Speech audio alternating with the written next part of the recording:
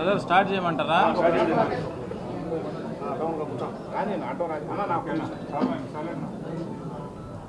అందరికీ నమస్కారం. ఈనాటి ఈ పల్వరైజింగ్ మిల్లు ఓనర్ల నిరసన కార్యక్రమానికి విచ్చేసిన ప్రతి ఒక్కరికి మిల్లు ఓనర్ల తరపున ధన్యవాదాలు తెలియజేస్తున్నాను. అలాగే మిల్లులు మేము ఏ లగ్నాన్ని మిల్లులు కట్టుకున్నామో, ఏ ముహూర్తాన మిల్లుల్లోకి ఎంటర్ అయినామో, కానీ మిల్లులు స్టార్ట్ చేసిన మొదట్లో కొద్ది రోజులు బాగానే నడిచిన తర్వాత 17-18 మిల్లులు ఉన్నాయి. తర్వాత 60-65 మిల్లులు అయినాయి. 70 మిల్లుల వరకు బాగానే నడిచింది వ్యాపారము, కట్టుకున్న మిల్లుల వాళ్ళ పరిస్థితి కూడా. తర్వాత 172 మిల్లులకు ఏపీఎండిసి యాజమాన్యం ముందస్తు పర్మిషన్లు ఇచ్చి ఈ మిల్లులు కట్టుకునేదానికి దోహదపడ్డారు. సరే, అందరూ కట్టుకోవాలి, అందరూ వ్యాపారం చేయాలన్న ధోరణితో అప్పుడున్న ప్రభుత్వాలు, అప్పుడున్న ఏపీఎండిసి యాజమాన్యం అన్ని మిల్లులకు పర్మిషన్లు ఇచ్చి ముందస్తుగా ఏపీఎండిసి మిల్లులు కట్టుకునేదానికి ముందస్తు పర్మిషన్ ఇచ్చిన తర్వాతనే డిస్ట్రిక్ట్ ఇండస్ట్రీ సెంటర్ వారు మిల్లులు కట్టుకునేదానికి పర్మిషన్ ఇచ్చారు. మేము అప్పుడే హెచ్చరించినాం, ఏపీఎండిసిలో రాయి ఎంత లభ్యత అవుతుంది, మిల్లులు కట్టుకుంటున్నారు, ఈ మిల్లులు మనుగడ అయ్యేదానికి మేము ఎన్ని మిల్లులు కడుతున్నామో మీకు తెలియదు, మీరు రాయి ఎంత తీస్తున్నారో మాకు తెలియదు. ఇక్కడ ఈ ప్రాంత వాసులు, మంగంపేట చుట్టుపక్కల వాళ్ళు మీకు భూములు, బావులు, ఇండ్లు కోల్పోయి మీరు పరిహారంగా ఇచ్చిన డబ్బుతోనే మిల్లులు కట్టుకుంటున్నారు. ఇది కాకుండా మంగంపేట ముగ్గురాయి గురించి కనీస అవగాహన లేని వాళ్ళు కూడా ఇతర జిల్లాల నుంచి, ఇతర రాష్ట్రాల నుంచి కూడా వచ్చి మిల్లులు కట్టుకుంటున్నారు. ఈ రకంగా మిల్లులు కట్టుకోకూడదని మా ఉద్దేశం కాదు, కానీ కట్టుకున్న వాళ్ళు, ఇంకా కట్టబోయే వాళ్ళు అందరూ ఇబ్బంది పడతారని ఆనాటి ఏపీఎండిసి యాజమాన్యాన్ని అప్పుడే మేము హెచ్చరించడం జరిగింది. అది రాత మూలకంగా కూడా ఏపీఎండిసి రికార్డులో ఉంది.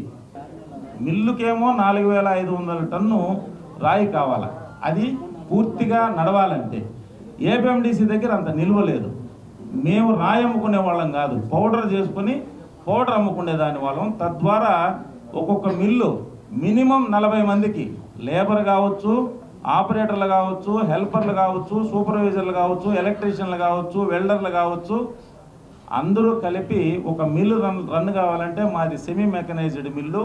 ఒక గంటకు 8 నుంచి 12 టన్నులు ప్రొడక్షన్ వచ్చే మిల్లుకు లేబర్తో, చేతులతో ఫీడ్ చేసి ఆడే మిల్లు కాబట్టి ఎంతమంది కావాల్సి వస్తుంది ఆ మిల్లు ఆడాలంటే అందరికీ తెలిసిన నగ్న సత్యమే. ఒక మిల్లు సుమారు 40 నుంచి 50 మందికి తక్కువ లేకుండా ఒక షిఫ్ట్ ఆడితే ఎంప్లాయ్మెంట్ కల్పిస్తుంది. అట్లా 170 మిల్లులు ఉన్నాయి. ఈనాడు ముఖ్యమంత్రి గారు, అలాగే లోకేష్ బాబు గారు, అలాగే ఉప ముఖ్యమంత్రి పవన్ కళ్యాణ్ గారు శాయశక్తులా ప్రయత్నం చేస్తున్నారు. ఎముకలు కొరికే చలిలో తిరుగుతున్నారు. దేనికోసము? అయ్యా, పెట్టుబడులు పెట్టండి, ఎంప్లాయ్మెంట్ జనరేట్ చేయండి, మా యువతకు ఉద్యోగ అవకాశాలు కల్పించండి అని ఇప్పుడు కూడా మనం చూస్తున్నాం. ఇతర దేశాల్లో తిరుగుతున్నారు, ఎముకలు కొరికే చలిలో తిరుగుతున్నారు, వాళ్ళు అక్కడ తిరుగుతున్నారు. ఇక్కడ మా పరిస్థితి ఏంది? మిల్లు మైన్ నెత్తిన మిల్లులు కట్టుకున్నాం. ఈ మిల్లు ఓనర్లు మెజారిటీ భూములు, వాళ్ళ తాతల తండ్రుల కాలం నుంచి వచ్చిన ఆస్తులను ఏపీఎండిసి మైన్ ఎక్స్పాన్షన్ కోసం దారాదత్తం చేశారు, కార్పొరేషన్ కోసం. అలాగే ఆ వచ్చిన డబ్బులను ఏమి చేయాలని అర్థం కాక ఈ మిల్లులు నాలాంటి వాళ్ళు కట్టుకుంటే మేము కూడా కట్టుకుంటే బాగుపడతామని ఆ డబ్బులు ఇన్వెస్ట్ చేసి మళ్ళీ మిల్లులు కట్టుకొని ఇక్కడే జీవనోపాధి కొనసాగిస్తున్నారు. ఇది చాలా వాల్యుబుల్ పాయింట్. మీ అందరి ద్వారా, మీడియా ద్వారా అందరికీ తెలియజేస్తున్నది ఏంటంటే, వ్యాపారం వేరు, వాస్తవం వేరు. ఇప్పుడు ఏపీఎండిసి ఏం చెప్తుంది? ఎక్కడైనా ఎవరైనా స్థానికంగా ఉండే సంస్థలకు రాయితీ ఇచ్చి ప్రోత్సహించి కరెంటులో కానీ, రాయిలో కానీ, రాయి రేట్లో కానీ రాయితీలు ఇచ్చి ప్రోత్సహించి వాటిని 10 మందికి ఎంప్లాయ్మెంట్ ఇచ్చేదానికి ప్రోత్సహిస్తారు.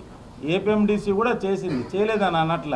నిన్న కూడా ఎండి గారు నాకు ఒక లెటర్ రాసి, మీకు 10% సబ్సిడీ ఇస్తున్నాం సార్, మీరు ఇచ్చారు, ప్రోత్సహించారు, మేము కాదనడంలే. కానీ ఇప్పుడు మీరేం చేశారు? ఏ గ్రేడ్ నిల్వలు తగ్గిపోయినాయి, కరెక్టే, మేము కాదనట్లా. ఉన్న దాంట్లో ఎక్కువ భాగం మిల్లులకు సప్లై చేయండి. లేని ఖనిజాన్ని మీరు తేలేని దాన్ని తెచ్చిమని మేము అడగడం లేదు, గొంతెమ్మ కోరికలు కోరం. వాస్తవం మాకు కూడా అవగాహన ఉంది. కానీ మెజారిటీ వచ్చిన రాయిలో మీకు 100 టన్నులు వచ్చింది, 100 టన్నుల్లో ఎక్స్పోర్టర్లకు ఎంత ఇస్తారు, మాకు ఎంత ఇస్తారంటే నిన్న లెటర్లో ఆయన క్లియర్గా చెప్పినారు 75% ఇస్తామని. సంతోషం. అడిగినంత బి గ్రేడ్ ఇస్తామన్నారు, సంతోషం. కానీ ఇప్పటి వరకు ఎంత ఇచ్చినారు, మేము ఎంత కొనుక్కున్నాము, మీరు ఎంత డబ్బు కడితే ఎప్పుడు ఇచ్చినారు, ఎట్లా ఇచ్చినారు అనేది మీకు తెలుసు, మాకు తెలుసు. 130 టన్నులు నెలకు మీరు ఇస్తున్నారు. ఏపీఎండీసీలో స్టాక్ ఎంత ఉంది? ఈ పొద్దు 1,00,000 టన్ను టెండర్ పిలిచారు. లేని రాయిని మేము తెచ్చిమనడం లే, ఉన్న రాయిలోంచే సింహభాగం అంటే మిల్లుల మనుగడకు, మిల్లులు నడిపేదానికి అవసరం మేర రాయిని సరఫరా చేసి మిగిలింది మీరు ఎక్స్పోర్ట్ చేయమని చెప్తున్నాం. ఎక్స్పోర్ట్ బంద్ చేయమని మేము చెప్పట్లే. మీరే లెటర్ ఇచ్చారు, ఇంకొక 4 సంవత్సరాల్లో 5 సంవత్సరాల్లో ఏపీఎండీసీ ఖనిజం అయిపోతుందని మీరే లెటర్ ఇచ్చారు. ఈ మిల్లుల భవిష్యత్తు ఏంటి? ఈ మిల్లులకు మేము పెట్టుకున్న డబ్బులు మాకు రిటర్న్స్ ఎలా రావాలా, ఈ మిల్లుల మీద ఆధారపడిన వ్యక్తులు ఎలా బ్రతకాలనేది మీరు కూడా ఆలోచన చేసి ఎక్స్పోర్టు విదేశాలకు ఎగుమతులను నియంత్రించి చేయమని మా కోరిక. ఇవన్నీ కాకుండా మేజర్ పాయింట్ ఏంటంటే ఏపీఎండీసీలో 80 లక్షల టన్ను సిఎన్డి స్టాక్ ఉన్నదని వాళ్ళు చెప్తున్నారు. అది అమ్ముడు పోలేదు కాబట్టి మేము బల్క్ టెండర్ పిలిచినామని. మీరు బల్క్ టెండర్ పిలిచినారు, సంతోషం, రాయమ్మండి, మేము వద్దనట్లా. కానీ మీరు బల్క్ టెండర్ పేరు చెప్పి సుమారు 500 రూపాయల తేడాతో ఎక్స్పోర్టర్కు తగ్గించి 500 రూపాయలు రేటు తగ్గించి ఇచ్చి 500 రూపాయలు తేడాతో మాకు రాయిచ్చి కొనుక్కోమంటే మేము ఆ పౌడర్ ఆడిస్తే ఎవడు కొనుక్కుంటాడు మా దగ్గర? మీరే ఆలోచించండి. మా సమస్య ఏంటి? మీ వ్యాపార నిర్ణయాలు, మీరు పెట్టుకున్న ఆ రూల్స్ మాకు అనవసరం. మీరు ఏది పెట్టుకున్నా మీ సంస్థ, ఆ సంస్థ మనుగడ, ఆ సంస్థ వ్యవహారం మీ ఇష్టం. మిమ్మల్ని ఏపీఎండీసీ ఎండీగా పెట్టుకొని ఏపీఎండీసీ గవర్నమెంట్ నిర్ణయించిన లోబడి మీరు ఎట్లన్నా చేసుకోండి. అవి మేము ప్రశ్నించం, మాకు అనవసరం. మేము అడిగేది ఏంటంటే, ఇప్పుడు ఇందాక మీకు చెప్పాం, ఒక గ్రేడ్కు ఈ కార్పొరేషన్ పుట్టినప్పటి నుంచి ఇప్పటి వరకు ఒకటే ధర ఉన్నది. అది ఎక్కువ తక్కువ. మిల్లు ఓనర్లు టెండర్లో పాల్గొనలేరు. మీరు ఎక్స్పోర్ట్ ద్వారానో టెండర్ ద్వారానో ఈ యాక్షన్ ద్వారానో మీరు నిర్ణయించిన ధరకు మిల్లర్స్ కూడా అదే రేటుకు సప్లై చేస్తున్నారు ఇంతకాలం. ఇప్పుడే కార్పొరేషన్ చరిత్రలో 2 ధరలు నిర్ణయించారు, ఎక్కువ ధర, తక్కువ ధర. ఎక్కువ ధరకు మాకిచ్చి తక్కువ ధరకు ఇంకొకరికి ఇస్తే మేము మార్కెట్లో నిలబడలేము. దాన్ని దృష్టిలో పెట్టుకొని దయచేసి వినమ్రంగా మేమందరం మిమ్మల్ని కోరుకుంటున్నాం, ప్రభుత్వాన్ని కూడా వేడుకుంటున్నాం. ముఖ్యమంత్రి గారు కూడా స్పందించి ఈ మిల్లుల వ్యవహారం ఒక కొలిక్కి వచ్చేటట్లుగా మాకు కార్పొరేషన్ నష్టపోయి మమ్మల్ని చేయమని మేమేం అడగట్లేదు. మీరు 10% రాయితీతో ఇస్తా ఉన్నారు, సంతోషం. 1680 రూపాయలకు రాయల్టీ 10% 160 రూపాయలు అవుతుంది. ఈరోజు బల్క్ టెండర్కు మాకు ఉన్న రేట్ డిఫరెన్స్ సుమారు 480 రూపాయలు. ఇప్పుడు 1680 టెండర్ పిలిచారు. రేపు టెండర్లో అది 100 పెరుగుతుందో 200 పెరుగుతుందో మాకు తెలియదు. కాబట్టి 50 రూపాయలు రేటు తేడా ఉంటేనే కొనేవాళ్ళు లేడు. అట్లాంటిది సుమారు 500 రూపాయల తేడాతో మాకు ఇస్తే మేము ముళ్ళులు మూసుకొని ఏమీ చేయలేక ప్రతి నెల కరెంట్ ఛార్జీలు, జీతాలు, అప్పులు చేసి కట్టుకుంటూ ఉండడం తప్ప ఇవి ముందుకు సాగవు. కాబట్టి దయ ఉంచి మీకందరికీ, ఏపీఎండీసీ యాజమాన్యానికి, అలాగే మైన్స్ మినిస్టర్ గారికి, మంత్రి గారికి, ముఖ్యమంత్రి గారికి అందరికీ చేతులు జోడి కోరుకునేది ఏంటంటే, సార్ మా మిల్లుల మనుగడకు సహకరించండి, మా మిల్లుల మనుగడకు సహకరించండి. మిల్లులు కూడా ఇక్కడ ఒక విషయం మీకు స్పష్టం చేయదలుచుకున్నాను.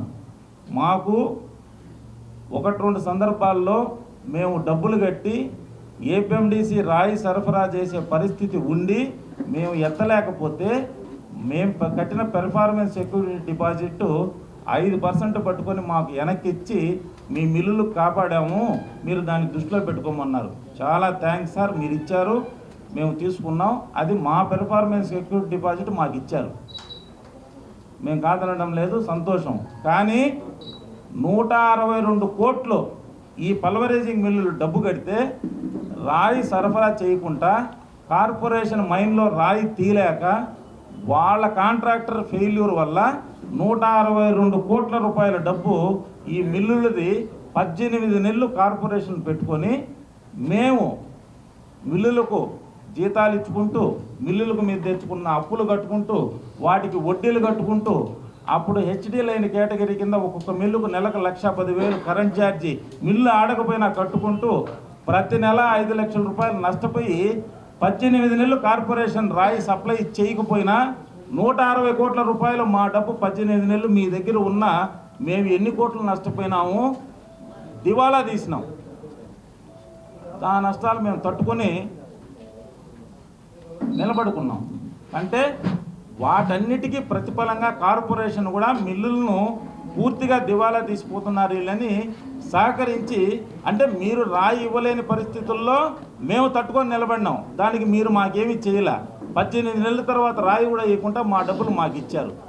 కానీ మీరు రాయి ఇవ్వగలిగిన పరిస్థితుల్లో మేము 1-2 సందర్భాల్లో రాయి ఎత్తలేనప్పుడు మా సెక్యూరిటీ డిపాజిట్లు పర్మిట్ చేయకుండా మీరు కూడా మాకు ఇచ్చారు. మీరు ఎంతో కొంత సహకరించారు కాబట్టి దానికి రీజన్ ఏంటి? ప్రపంచ దేశంలో భారతదేశం ముగ్గురాయి అడిగేవాళ్ళు లేని పరిస్థితి. మేము కూడా ఇంటర్నేషనల్ మార్కెట్లో పరిస్థితిని బట్టి మాకున్న అవసరాన్ని బట్టి ఏ గ్రేడ్ ఆర్డర్ వస్తే ఏ గ్రేడు, బి గ్రేడ్ వస్తే బి గ్రేడు, సి గ్రేడ్ వస్తే సి గ్రేడ్ తీసుకుని వాల్యూ యాడ్ ప్రోడక్ట్ తయారు చేసి అమ్ముకుని దాంట్లో మీ దగ్గర కొనుక్కొని పల్వరైజ్ చేసుకుని ఆ లేబర్కు కరెంట్ ఛార్జీలు పోను మిగిలే 100-200 రూపాయలతో మనుగడ సాగించే చిరు వ్యాపారస్తులం, ఎంఎస్ఎంఈ సెక్టర్ కింద కట్టుకున్న మిల్లు ఓనర్లం. కాబట్టి మాకు ఎక్స్పోర్టర్లతో కంపారిజన్ కాదు, ఎక్స్పోర్టర్లతో మేము బేరీజ్ వేసుకోం. వాళ్ళ టర్మ్స్ వాళ్ళకు ఉంటాయి. వాళ్ళు మీరు లెటర్లో రాశారు, వాళ్ళు నెల ఆర్డర్లు ఉన్నా లేకపోయినా డబ్బు కట్టాల్సిందే, కొనాల్సిందే అని. వాళ్ళంత శక్తివంతులు మేము కాదు. కానీ వాళ్ళకన్నా ఎక్కువ ఎంప్లాయ్మెంట్ జనరేట్ అయ్యేది మిల్లుల ద్వారా. వాళ్ళకన్నా కష్ట నష్టాల పరిస్థితుల్లో నిలబడి మిల్లులు కట్టి మనుగడ సాగిస్తున్నది మేము. మిల్లులు కట్టిన రోజు నుంచి ఈ రోజు వరకు ఎన్నో ఆర్థిక ఇబ్బందులు, ఒక సందర్భంలో ఇంటర్నేషనల్ మార్కెట్లో ఆర్డర్ లేక, ఇంకొక సందర్భంలో 18 నెలల కాలం పాటు 160 కోట్ల రూపాయల పల్వరైజింగ్ మిల్లుల డబ్బు మీ దగ్గర ఉంది అంటే ఏ పరిస్థితుల్లో పల్వరైజింగ్ మిల్లు ఉండుంటాయో ఒక్కసారి ఆలోచించమని, కనికరించమని మీ ద్వారా కోరుకుంటున్నాను.